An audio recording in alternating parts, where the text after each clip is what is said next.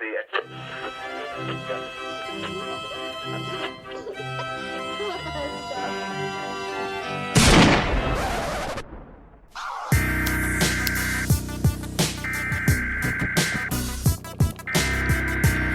interrupt our program to bring you this important message.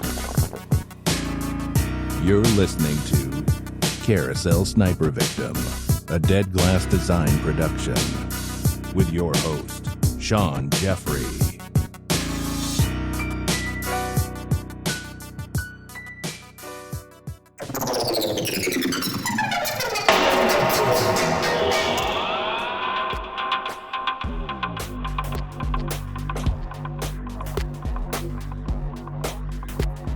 Have you ever been out walking and come across a discarded piece of clothing? Perhaps you're out walking the dog and see a random sock on the footpath and think, I wonder how that got there. Maybe someone dropped it, or maybe it fell out of some junk in the back of a passing truck or something. Who knows? It's probably nothing too sinister. Or perhaps it belonged to a body that's also nearby. You just didn't find the body yet. Times that unsettling scenario by a factor of 10, and you were approaching something resembling the strange events surrounding what is nowadays known as the Dyatlov Pass incident. When a geographical landmark takes the name of an individual, it is usually due to some act of self-indulgence or grandiose ideas of self-worth. For example, I discovered this, how awesome am I? For Igor Dyatlov and the 9 hikers in his group, the only discovery associated with them would be that of their frostbitten and partially decomposing bodies weeks after they should have returned from their ill-fated expedition. The Dyatlov Pass region lies in the northern reaches of the Ural Mountains, a harsh and rugged area deep in the subarctic region of the Russian landscape. The mystery surrounding what happened to the group of 10 hikers at the Dyatlov Pass continues to this day.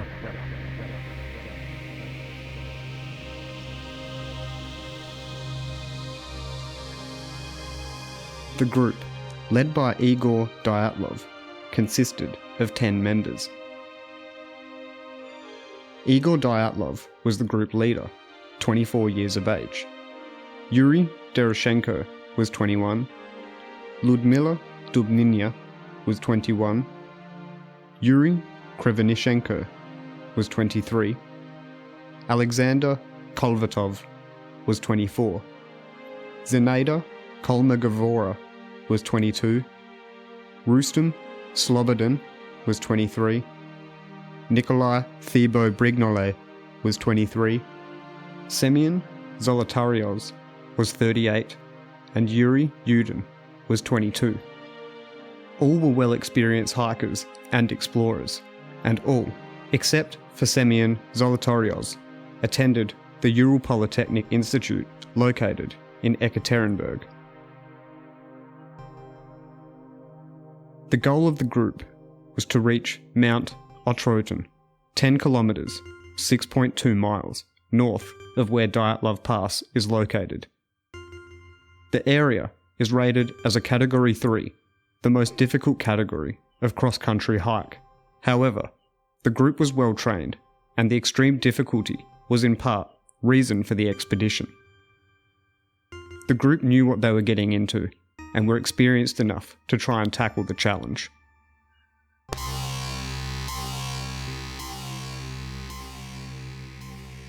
On the morning of the 25th of January, the group arrived by train at Ivdel, a city at the centre of the northern province of Sverdlovsk Oblast, where their destination, Mount Otrotin, was located. The group then proceeded by truck to the northernmost inhabited settlement, known as Vizhai. On the morning of the 27th of January, the group of 10 hikers set off in a northwesterly bearing for Dyatlov Pass and Mount Otrotin. Everything went according to plan, until the following day, the 28th of January. Yuri Yudin, the 22-year-old economics student, fell ill. He decided to turn around and head back towards the settlement of Vizhai. The other 9 members of the group continue on towards their destination. However, they too will soon wish they had turned back with Yuri. Although the terrain is backbreaking and the weather punishing to bear, the experienced group continues along their planned route, following a river valley to the northwest.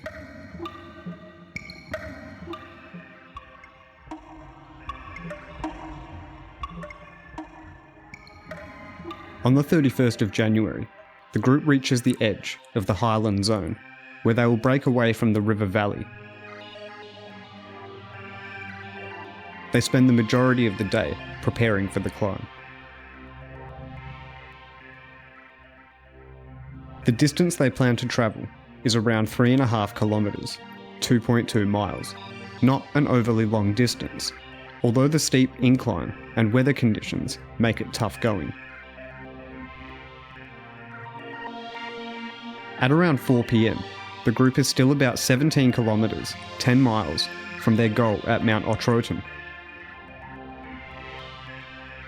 They decide to set up their campsite on the exposed slope of Kholat Syakhl.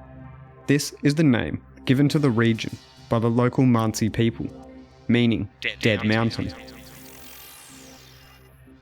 This would also be a good point to translate the name of the group's destination. Mount Otrotin, in local Mansi dialect, translate roughly to quote, "Don't go there." However, Dyatlov's group of 9 are going there. They set up camp in the late afternoon hours of January 31st. Photographs developed from film found at the campsite shows the group in high spirits at this time. At around 6 to 7 p.m, the group sits down for what will be their final meal.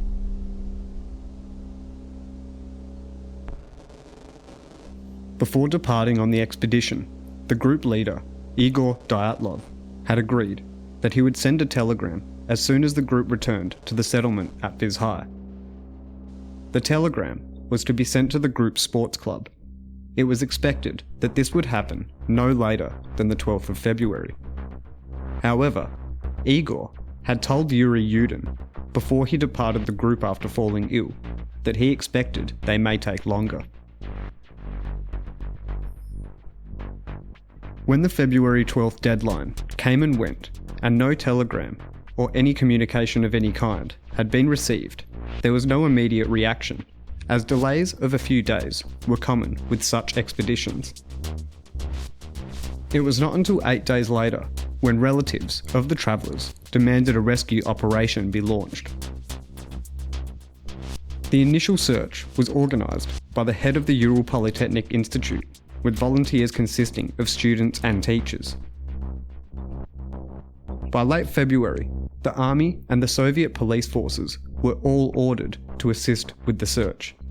This included the use of planes and helicopters to cover the vast mountainous Russian wilderness. On February 26, Mikhail Sharavin, one of the students assisting with the search, found the group's abandoned and badly damaged tent on the slope of Kholat Syakhl. The remains of the campsite baffled the search party. Quote, "The tent was half torn down and covered with snow. It was empty and all of the group's belongings were left inside." Investigators said that the tent had been cut open from the inside. 8 or 9 sets of footprints, left by people who were wearing only socks, a single shoe, or even barefoot, could be followed, leading down toward the edge of the nearby woods. At the edge of the nearby wood, under a large cedar tree, the searchers found the visible remains of a small campfire, along with the bodies of 2 members of Dyatlov's group, Krivoshenko, and Doroshenko, wearing only their underwear and without any shoes. The branches on the cedar tree, under which they were found, were broken in places up to 5 metres high, suggesting that one of the hikers had possibly climbed up the tree, maybe to try and see something. Possibly even the campsite in the distance, which was now over 600 metres back up the slope from the cedar tree where the bodies now lay. Between the cedar tree and the campsite, the searchers found 3 more bodies. Igor Dyatlov himself, Zinaida Kolmogorova, and Rustem Slobodin. The positions the 3 bodies were laying in suggested that they too were trying to return to the tent and campsite back up the slope. They were found at separate distances of 300, 480 and 630 metres from the cedar tree. The search for the remaining 4 members of the Dyatlov group took more than 2 months. They were finally found on the 4th of May under 4 metres of snow in a ravine 75 metres further into the woods from the cedar tree where the first 2 bodies were discovered over 2 months earlier.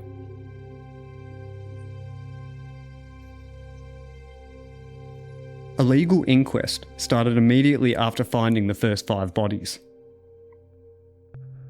A medical examination found no injuries which might have led to their deaths, and it was eventually concluded that they had all died of hypothermia.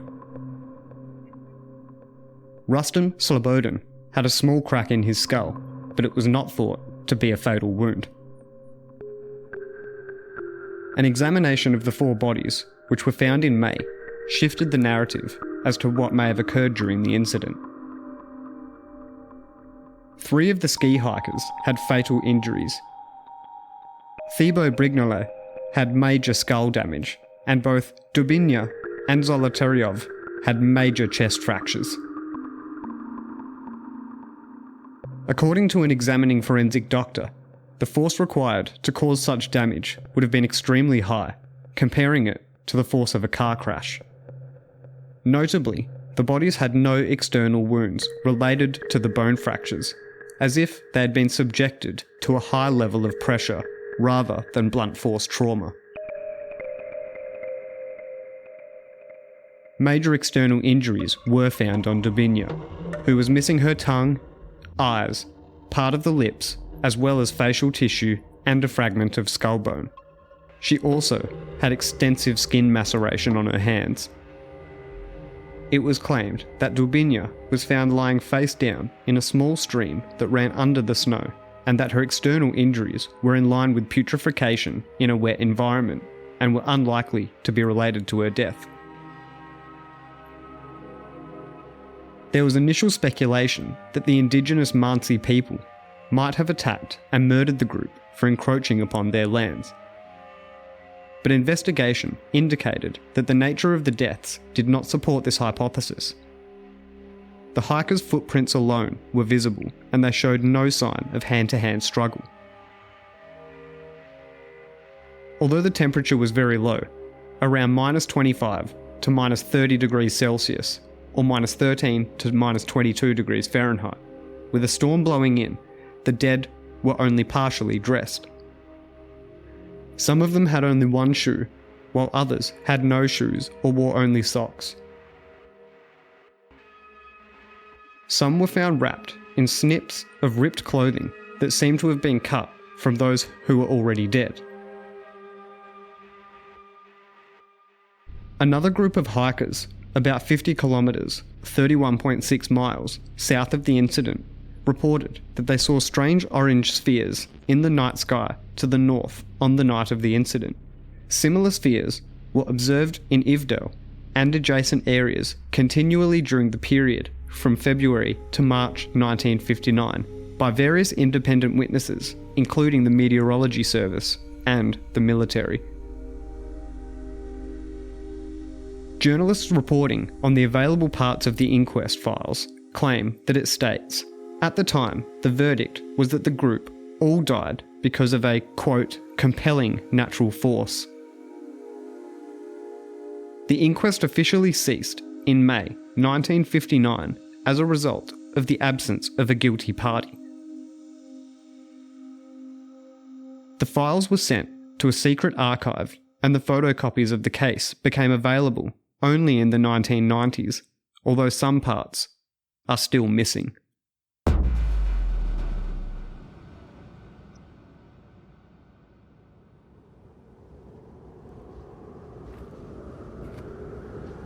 It's so cold. We're all gonna die. Cheers for listening, dudes and dudettes.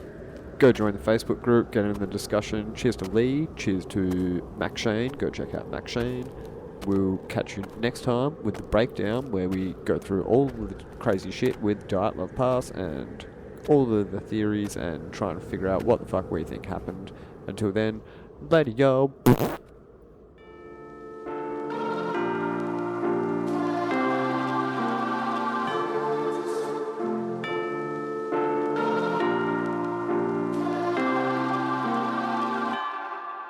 It's uncharted where I travel, started on the gravel, dusty leather saddles, desert sands and camels, Himalayan chapels, howling with the jackals, snakes that wanna rattle. It's uncharted where I travel, it's uncharted where I travel, started on the gravel, dusty leather saddles, desert sands and camels, Himalayan chapels, howling with the jackals, snakes that wanna rattle. It's uncharted where I travel. I'm part of the paradox, smart of the paragon, part in the carry-on, started the marathon, carving a path in the Amazon, to reach the snakes in the garden of Babylon, with a sheath from a blade made of python leather, no keepsakes like a Saigon beggar, breathe through the mist like Taiwan's weather, when I read manuscripts from a bygone era, my mind stays traveled to distant lands, I've seen tides and shifting sands, impromptu and instant plans, try to defrag what a system scans, watch what danger brings, I'm in the upside down like Stranger Things, I'm an ancient king with angel wings, it's a thorn in my side with a painful sting. I remember at the age of 6, I found a book written in ancient things, told a story of a pagan king whose power lay within a sacred ring. From that point my whole life gained purpose, searched the world with no unturned surface, catacombs and Georgian churches, speaking tongues with crooked merchants, with some Persians at Persepolis, asking questions at nearby settlements, mammoth furs weren't for the elements, garments came from a cave in the Netherlands, red notes of a fiery glow, this map shows that we might be close, deep sea diving through Viking boats, 3 clicks south of the Ivory Coast. So I dive to the depths, to the deep and the dark, I'm swimming in a cavern with a Greenland shark, I'm looking for the treasure in the secret ark, I reread the past where I leave my mark, so I'm rearranging these patterns shifted, I'm underground in these cavern systems, and I don't care about travel distance, I'm homesick now when I'm having symptoms. Yeah, I'm uncharted, finish off a stand where I started, on the shores of the land that departed, with a bottle full of sand and a parchment, so I picked it up and I read the note, and that scroll had a map and it said to go to the end of the world where no man goes, to the edge of the earth where the nomads roam. Speak of a place few men visit, blip on the map, blink and you miss it, way to the north, giant lizards, tracks to the south, 6-day blizzards, east of ravines to a full-land rocks, many went in before they cooled it off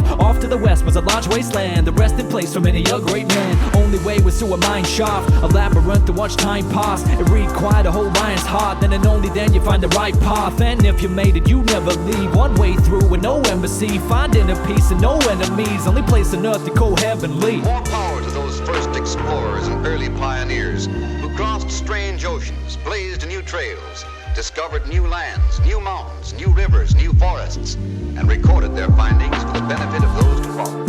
It's uncharted where I travel, started on the gravel, dusty leather saddles, desert sands and camels, Himalayan chapels, howling with the jackals, snakes that wanna rattle. It's uncharted where I travel, it's uncharted where I travel, started on the gravel, dusty leather saddles, desert sands and camels, Himalayan chapels, howling with the jackals, snakes that wanna rattle. It's uncharted where I travel, it's uncharted where I travel, it's uncharted where I travel, it's uncharted where I travel, it's uncharted where I travel, yeah.